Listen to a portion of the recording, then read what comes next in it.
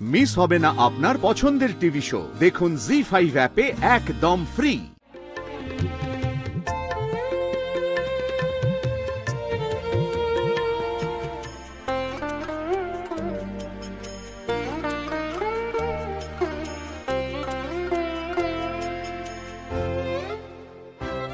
মা, এটা তো ঠাম্মির গয়নার বাক্স।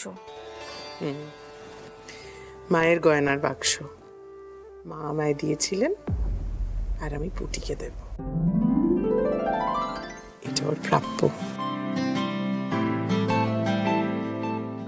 ঠাম্মি, কি বলছো? আমি এত গয়না নিয়ে কি করব? এত গয়না নিয়ে কি করব মানেটা কি? ওরে, গয়না কি শুধু গয়না? এ হলো স্ত্রী ধন। প্লিজ ঠাম্মি, এত গয়না টয়না দেখলে না আমার কেমন ভয় ভয় করে। তোমার নিজের জিনিস তুমি তোমার কাছেই রাখো প্লিজ। মা বলছি, ও বাচ্চা মেয়ে, ভয় পাচ্ছে, সামলাতে পারবে না। তুমি তোমার কাছেই রাখো না। এই, তুই একদম ঢুকবি না তো বাবু এর মধ্যে।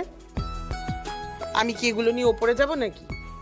মা, আজকে একটা ভালো দিনে এই সমস্ত বাজে কথা কি না বললেই নয়। তোমার মেয়ের পাকামি দেখে বলছি, বুঝেছো? শোনো, অর্পণটার উপর আমার কোনো ভরসা নেই। অর্পণের বউটার উপর তো আরোই ভরসা নেই। আর যা বলদ হয়েছে ও নিজে, কিন্তু পুঁটিমা সে তো তেমন নয়, একেবারে সোনা দিয়ে গড়া। তোর মা যেরকম ভাবে এই দত্তবাড়ির গৌরব ধরে রেখেছে, আমি নিশ্চিত তুইও এই গয়নার মর্যাদা ধরে রাখবি মা।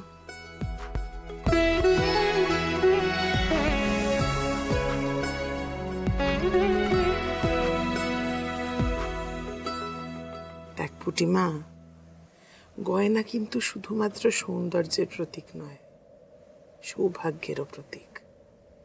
তাই ধরে নে এই গয়নাগুলো আমার তরফ থেকে তোকে তোর সৌভাগ্যের জন্য আশীর্বাদ।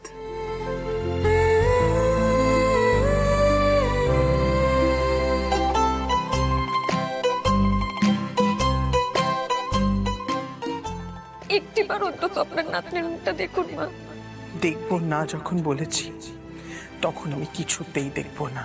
আমি ছেলে চেয়েছিলাম বলে তুমি ইচ্ছে করে মেয়ে নিলে। ওই মেয়েকে আমি মানবো না, মানবো না, মানবো না।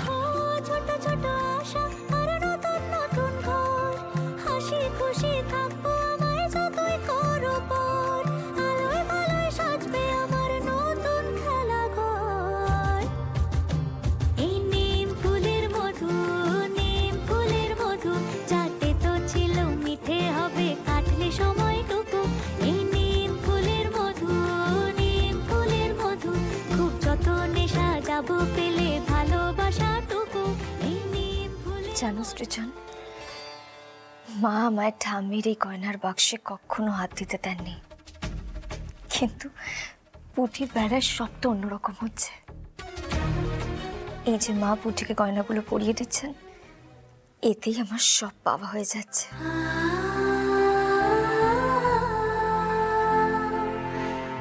দত্তবাড়ির হাওয়া পাল্টাচ্ছে সৃজন। আমার মন বলছে এবার সব কিছু ভালো হবে।